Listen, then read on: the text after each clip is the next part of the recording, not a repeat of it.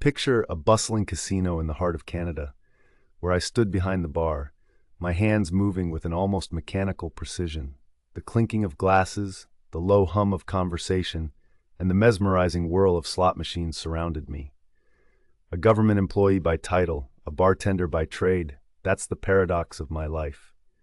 Joining forces with my fellow bartenders, we mapped out our path within the confines of the union's rules. What we uncovered still echoes in my mind, a dance of loopholes and rights. As we started to claim the breaks management said we never managed to take, I heard the hesitant footsteps of managers, breaking the silence that had long been our only solace. Change was in the air, and we stood ready, hands poised over our work. As I stepped out of my car, the air was a crisp blend of earthiness from the nearby woods and the lingering promise of rain. It was a day that seemed ordinary on the surface, but as I breathed in, there was an uncanny electricity in the atmosphere. My heart quickened with anticipation, a familiar thrill that always came before an adventure. I was about to walk into something unknown, and the mysteries ahead pulled at my curiosity like a magnet. The path ahead was a narrow dirt trail, winding deceptively into the dense thicket of trees. Each step kicked up a whisper of dust, and the crunch of leaves underfoot echoed in the stillness. I was alone here, or at least that's what I told myself as I scanned the shadows for movement. The forest was alive with murmurs, a symphony of rustling leaves and distant bird calls. It was both peaceful and eerie, a contradiction I relished. As I ventured deeper, my thoughts wandered. Why here? Why now? Something had drawn me to this place, a story waiting to unfold.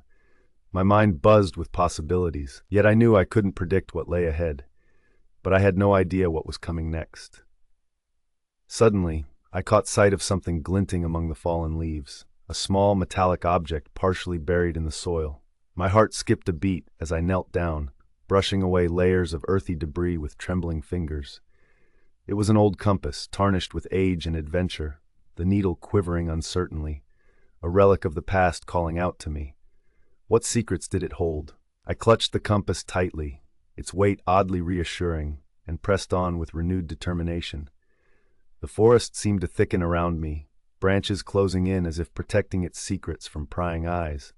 But the compass was my guide now, its needle steering me on a predestined course. I could feel an unexplainable connection to it, as though somehow we were bound together in this enigma. A chill ran down my spine as shadows lengthened, the sun peeking timidly between the trees. The air took on a denser quality, each breath laced with anticipation and fear of the unknown. Every rustle felt amplified, every snapping twig a warning.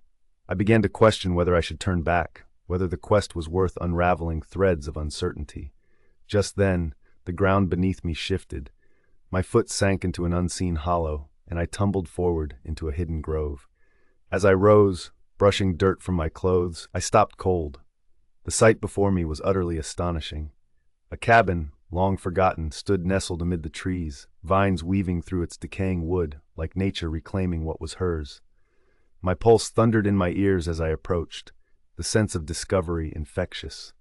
The cabin door resisted my touch, creaking as if warning me to stay away. But the call of curiosity was too strong. I pushed harder, the door yielding with a groan that echoed through the empty structure. I stepped inside hesitantly, dust motes dancing in the shafts of light filtering through broken windows. Emma structure. I stepped inside hesitantly, dust motes dancing in the shafts of light filtering through broken windows. A tale unfolded before me in the silence, a life lived in solitude, shared through remnants left behind. Furniture shrouded in sheets, old photographs frozen in time, journals spilling stories over their yellowed pages. All spoke of someone who had called this place home. There was a sadness here, palpable and profound. And as if by fate, a final clue awaited on the table. A letter, yellowed and crinkled, addressed with my name. My hands shook as I tore open the envelope. The words within were haunting, written in a hand I didn't recognize, yet felt familiar all the same. A plea for resolution, a connection that transcended time and distance. In that moment, everything fell into place, and I understood why I was drawn here, compelled by forces unseen. Yet the revelation was just the beginning. The real mystery lay ahead. What would I find beyond these tales of shadows and whispers? With the letter clutched in one hand and the compass in the other, I knew that this journey was far from over. As I look back on this chapter of my life, I realize how the challenges I faced have shaped the person I've become. The wounds once so deep have slowly turned into scars that tell a story of resilience and growth. In those moments of uncertainty, I found a strength I never knew I had. Sometimes it's in the struggle that we truly find ourselves.